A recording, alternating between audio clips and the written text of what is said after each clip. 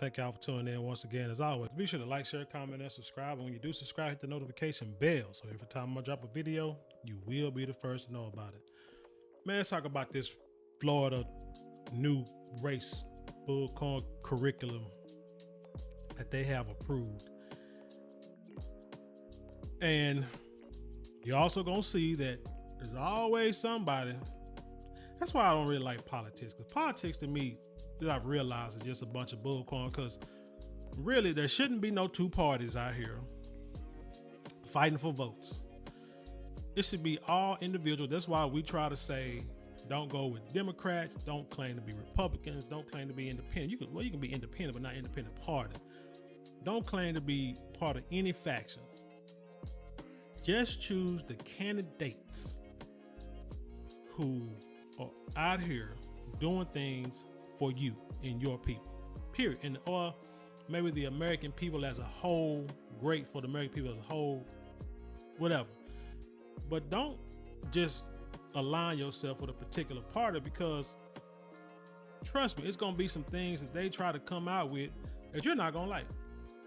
It's like I was watching, I don't know, some Face the Nation or something yesterday, and I can't remember what they was talking about, but I was like, oh, what are they talking about? Energy, like using solar panels and what's it called? The climate control, the earth is warming up, all this kind of stuff.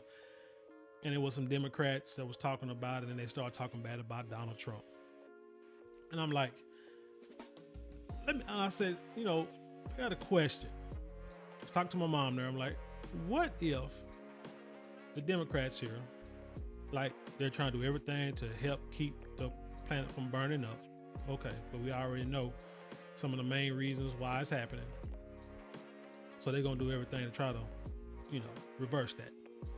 Keep the planet, the temperature correct so the ice caps don't melt and all this kind of stuff. Okay, so that's a good thing to vote for because everybody burning up. I said, but what if a Republican, or let's say a Green Party or a Tea Party or independent, whoever, comes out with a bill or a law and say, hey, we're finna put this into place.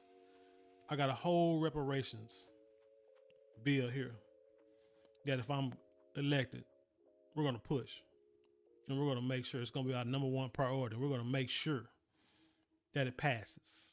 A reparations bill worth trillions of dollars. So every, ADOS and every Foundation of Black America get what they say, millions, in reparations, plus, tax breaks,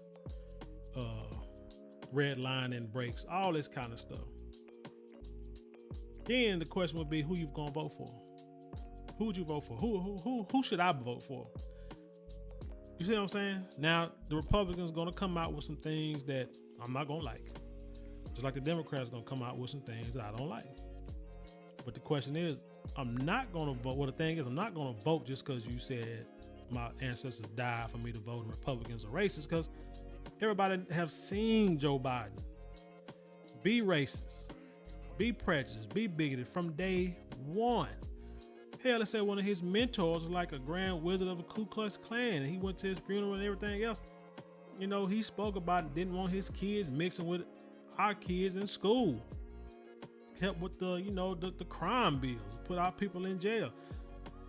But y'all still voted for this man because he was a Democrat, because Donald Trump was racist, because his dad wouldn't let black people live in some apartments. Hell, everybody was doing that.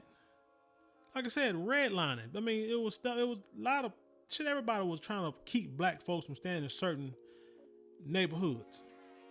That's just, I ain't condoning it, but I'm just saying that's just something, that's just par for the course. You understand that, you deal with it. But how does that make him, because of something his dad did, how does that make him more racist than Joe Biden? It makes no sense to me. It makes no sense to me why people vote for some people, but it has to do with the lines. The party lines has nothing to do with what they believe in or the points they stand on. Shoot, you remember people they said women voted for Bill Clinton back in the day just because he was like a handsome white dude, I guess, or whatever. I mean, come on, man. Y'all. Anyway, let's get back to the story. So it says CNN panel. This is from dailymail.co.uk. You know, that's where I get most of my major news stories from because they have all the details. It says CNN panelist Scott Jennings calls out VP Kamala Harris over completely made up Florida slavery curriculum claim. It says, let me scroll down. I don't want to read the footnotes. Just scroll down. It says CNN Republican commentator had condemned Kamala Harris for speaking out against Florida's new school curriculum, saying her anger at the course discussing how slaves quote unquote benefited was misguided and called the scandal fabricated. It's funny how you said this, but let's read and let's get into detail and understand. Like I said, you can't piss on my leg and say it's raining. Harris was in Jacksonville, Florida, Saturday and condemned the new curriculum, which was unveiled on July 19th. The Florida Board of Education's new state academic standards for social studies states that students should be taught how slaves develop skills, which in some instances could be applied for their personal benefit. So that's what old boy trying to say. He said, hey man, it did, could be used for their personal ability, the skills that they learned during slavery. All right, man, let's get to the facts. First of all, what no skills learned during slavery. If this is stuff that our people already knew how to do, whether it was back in Africa or whether it was here, for those of us who's already here in this country, living for thousands upon thousands of years before y'all decided to put us in chains. This is stuff they already knew how to do. And as they had children, they would teach their children how to do these things. This is how it goes. Just like now, when you see these like Hispanics, well, hell, I'm just gonna be real. You see these Hispanics out here like building houses and doing, landscaping or construction work. White folks didn't teach them how to do that. The white folks just pull up a truck, honk the horn, and the first 3 people that jump in the back of their truck, they take them to a site and say, hey, I need this roof done, and they get there and do it. Or I need this yard look like this, and they get out there and do it because they already know how to do it. That man in that truck didn't teach them how to do that. He probably showed them what he wanted. They already knew how to do it. So, come on. So we already know that the people that you enslaved already knew how to build civilizations. Hell, did you not see the ancient Aztecs and the ancient Egyptians, pyramids and buildings and all that stuff made out of stone that's still alive, that's still around thousands upon thousands of years after they are gone? And it wasn't a Ron DeSantis or Scott Jennings nowhere in sight. Come on, man, y'all tripping. But Scott Jennings, Scott Jennings, a political commentator, Harvard lecturer, and PR expert who served in the George W. Bush White House, said Harris was wrong, accusing her of making something literally out of nothing. Let's see what this mess say. But it's amazing to me that how little Kamala Harris apparently has to do, that she can read something on Twitter one day and be on the airplane the next to make something literally out of nothing, he told CNN. This is a completely made up deal. He said the outrage of the curriculum approved by Florida governor and presidential candidate Ron DeSantis was unwarranted.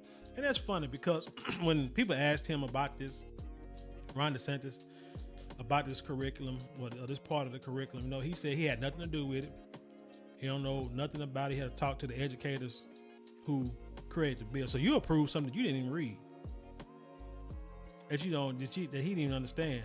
That's not a good look for trying to be president, homeboy. I mean, hell, if you're going to be my president, if you think I'm going to vote for you, not saying I would, but I mean, if you think I'm going to vote for you, every time something comes up, you better have a detailed explanation and understanding of what I'm talking about. Or me and you can forget I vote. Because I vote for people who talk about things, who knows what's going on and stand behind something and can explain what they stand behind. He said, I looked at the standards. I even looked at an analysis of the standards. In every instance where the word slavery or slave was used, I even read the statement of the African-American scholar that wrote the standards, not Ron DeSantis, but the scholars. He said, I was going to fall back on that to say, hey, you black folks like this, so you black folks wrote it, so what's the problem?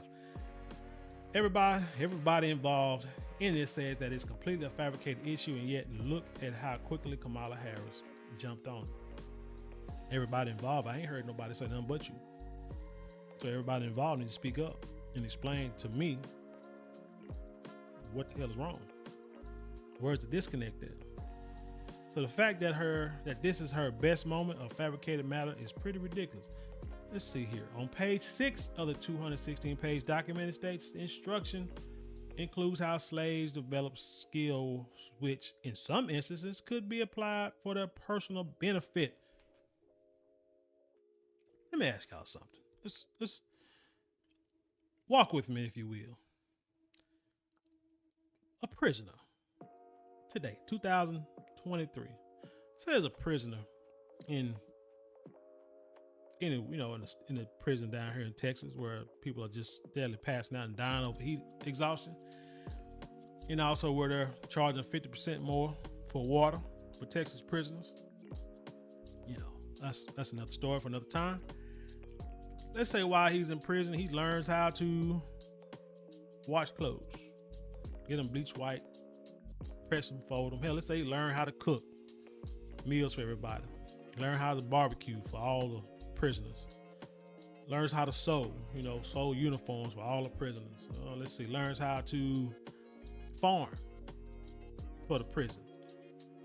What other things can they do? Make license plates? I don't know, build stuff. Use his hands to create things, like I say, to build buildings, Habitat for Humanity, build buildings. So then he gets out, let's say, in a few years, and got all these skills, right? But then he can't get a job. But he can use it for himself. For himself, if he finds somewhere to stay, he can use all that skills he got to mow his yard, his mama yard, because that's probably where he's gonna live. Mow the yards of his neighbors, do the landscaping, build sheds for everybody in the neighborhood. Because again, he can get paid like that. But the thing is, how does that benefit him in his life to make a wage for himself, not to deal with stuff like people not hiring him because he's a felon? Now, you can say the skills that he's learned, what it say, could be applied for their personal benefit, at home, but that's not gonna pay bills. That's not gonna get that stigma off his back that he's a felon and nobody wants to hire him. So you got a slave, which basically is like prison. They had no choice to be slaves. Well, they had choices, but we ain't going to that Kanye West stuff. They had no choice to be a slave. Then when slavery was over, or they got free, wasn't nobody really trying to hire him. If they did try to hire him, they weren't gonna pay him. This man learned a skill in an environment he had no choice but to learn it in. He was forced to do that, just like these prisoners. Like, what's this guy? I can't think of his name, but he did a video saying that he picked cotton back in the 90s. And he came, young guy in the prison, saying that, man, I'm not finna pick nobody's cotton. So they put the screws to him to where he had no choice but to pick cotton. So that was a skill he learned, that maybe when he got out of prison, he can go into the cotton fields and pick cotton for pennies on a day, because it's manual labor and it ain't like he gonna run off nowhere. How the hell is that a benefit?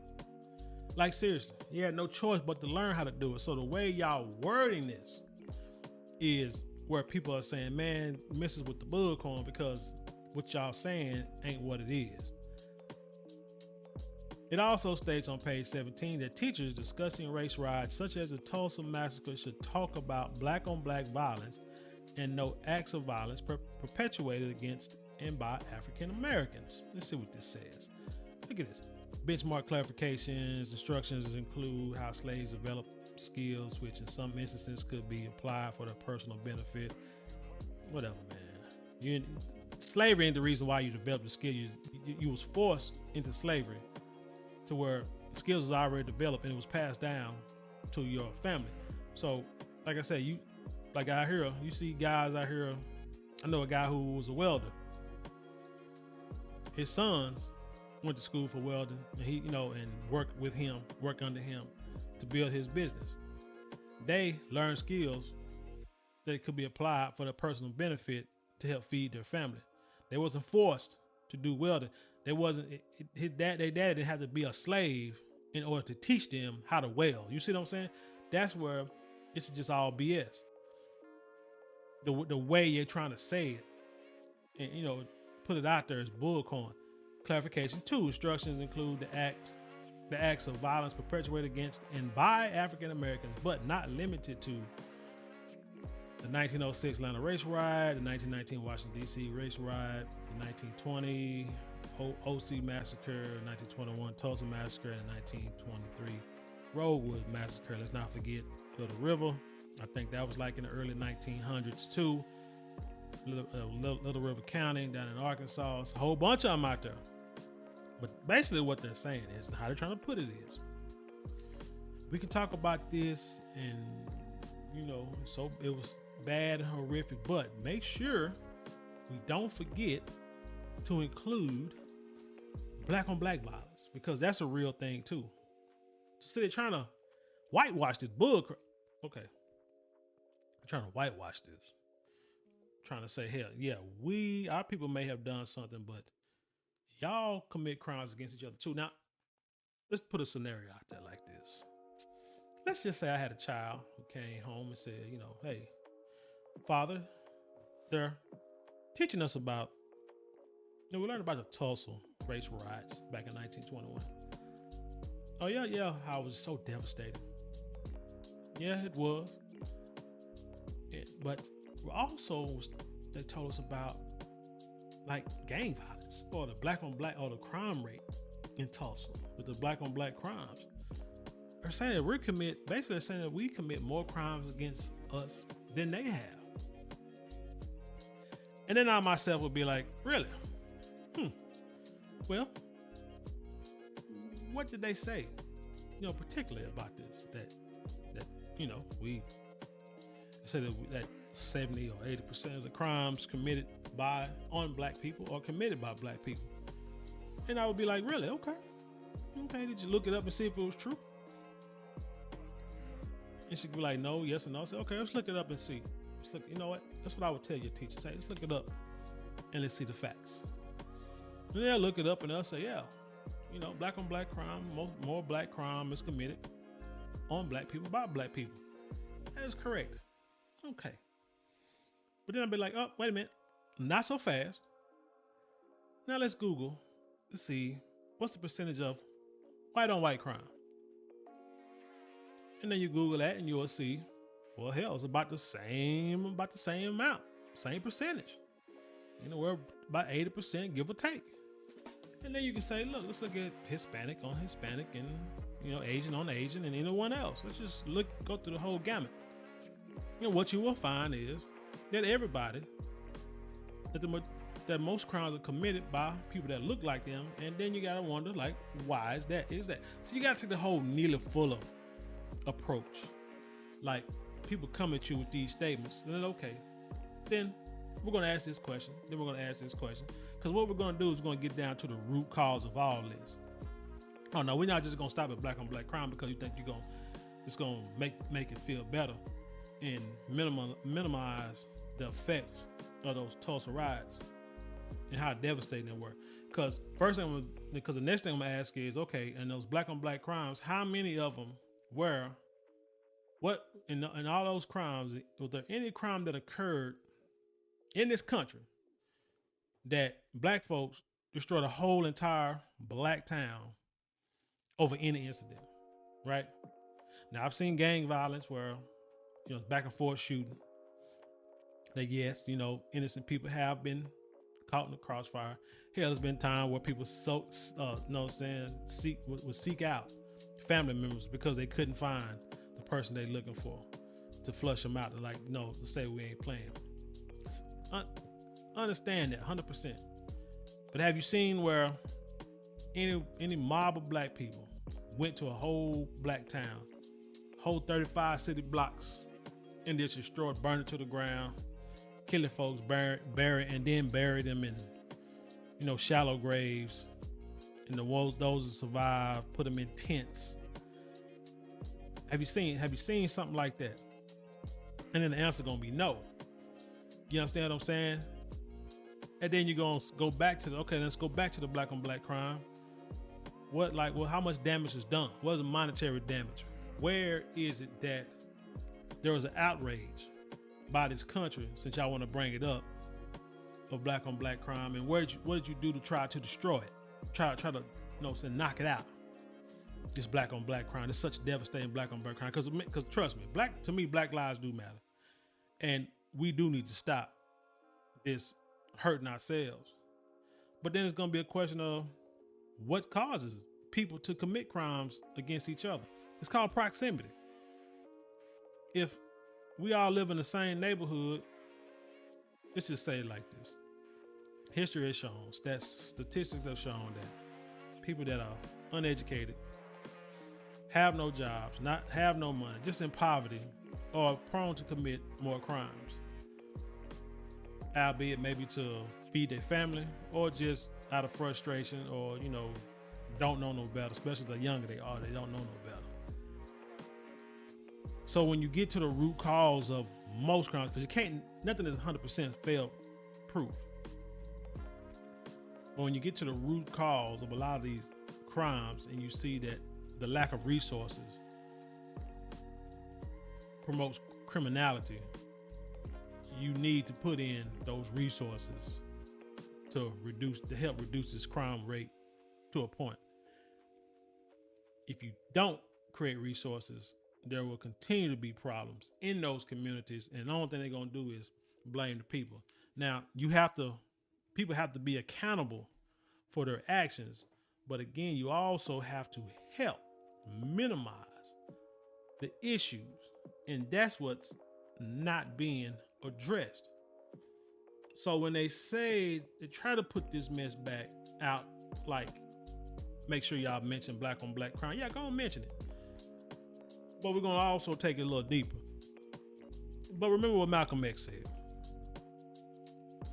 when he called us fools for allowing our enemies to educate our children. But we get out here and we cry and holler and protest and talk about how bad this is and what needs to change. My thing is what you're teaching your kids. Because my thing is, okay, we shouldn't be sending our kids to public schools. I get it. But you do.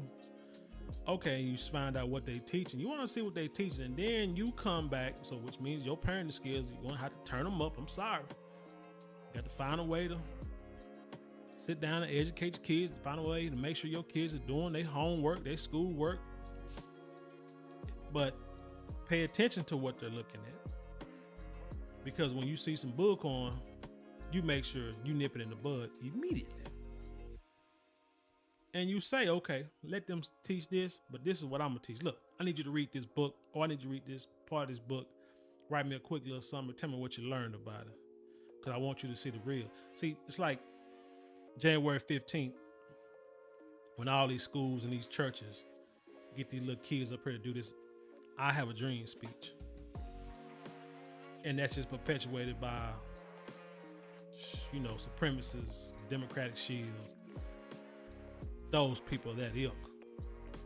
I always told my daughter, say, look, if they ever want you to do a speech on Martin Luther King's speech, you come let me know. Because I have a speech that I need you to read, that you're going to get up there and read.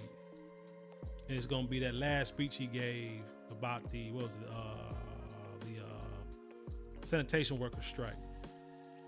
Where they're telling you, it'll be that speech where he's telling you, stop spending money with these major corporations until these people get their mind right. Or when he's telling us that, when he's talking that, I know he was at a church, and he was saying that all these white people coming over here, they're getting land grants, money, they're getting free acres, and then they're getting grants to farm this land, and black people wasn't getting it. And so he said, we coming to Washington, D.C. to get our check. That's the type of stuff I'm talking about that I teach my youngins. So you can say whatever they want to in school. They know what I'm gonna tell them. I'm gonna tell them the real. You talk about Native Americans, talk about anything, but I'm gonna find you books. I'm gonna find you. I got the research because I got the bookshelf and the books full of the information I've been getting since I was in junior high.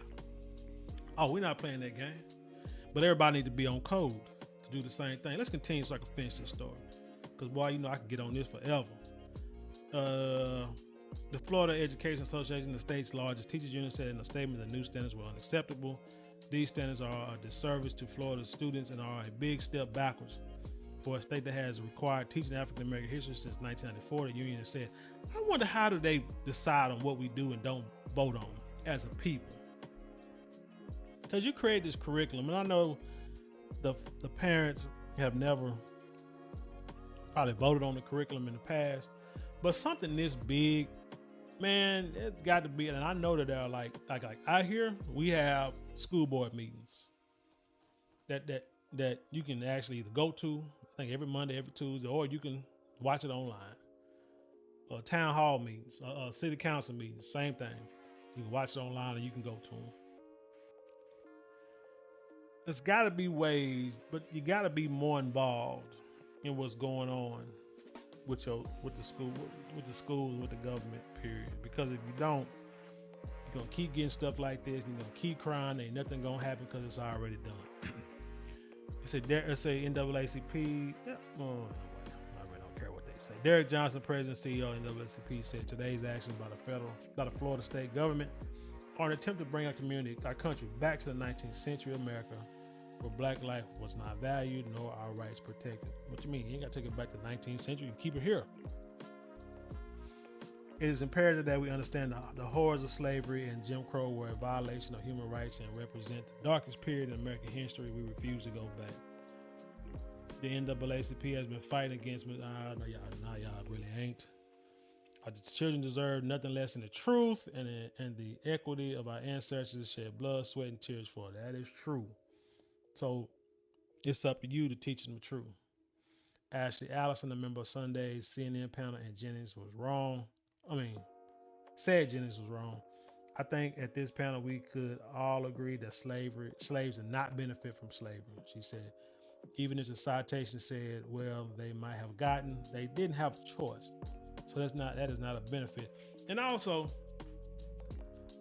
who got rich? How many slaves got rich, benefited from slavery, having generational wealth? I think none of us did, but I know who did. And there's a whole article out there from the Reuters that showed how many people in Congress, I think it was 200 some people, were descendants of slave owners. Come on now. Ain't none of us due to slavery we benefited from anything like that. We just, hey, at least you know how to make belts. Matter of fact, I got the money. Won't you make some belts for me and I'll pay you? That ain't how they go. And so that is what Kamala Harris was saying. True that. Allison said that the curriculum had to be seen as part of DeSantis' war on woke and his presidential campaign. That dude ain't gonna win the presidency. Might as well go and sit down. They're gonna mess around and Donald Trump gonna be the Republican nominee again because everybody else is. But you know what he did say years ago? People don't remember. Donald Trump was a Democrat. Back in the day when Donald Trump was on Oprah, years like in the 80s, and she interviewed him. She asked him, if you ran for president, and all the women was in the audience just clapping and oogling over this guy because he was a young white dude who was rich. So, like she was doing the same. She asked him, if you ran for president, what party would you run? He said, I'm a Democrat, but I would run under the Republican Party because, I'm just paraphrasing, they just ignorant, they just dumb, simple-minded, feeble-minded, whatever. It'd be an easy party to get under and run and win. And that son gun did it, but nobody wants to remember that either. Boy, like I say, politics is funny, but anyway, y'all keep believing what y'all want to. And let's finish. And I hope in this moment that when we have such a contentious political environment that we could all agree that slavery was not a good thing and slaves did not benefit. And when we could move, and then we can move on. But the problem is the governor, who is the second in the polls of the Republican nomination, won't do that. He's second, but he's like way second. I wouldn't even worried about him winning the presidency. Like, seriously. But anyway, yeah, this is bullcorn. Like I say, they try to spin these words and flip these words and make it fit the narrative. No, slavery didn't benefit us. It benefited them folk. You got other people who also try to say that they built this country, other ethnic groups, but the problem is y'all came after us. We hit the foundation. That's why, like Tariq Nasheed said, it's foundational Black Americans, because we were the foundation.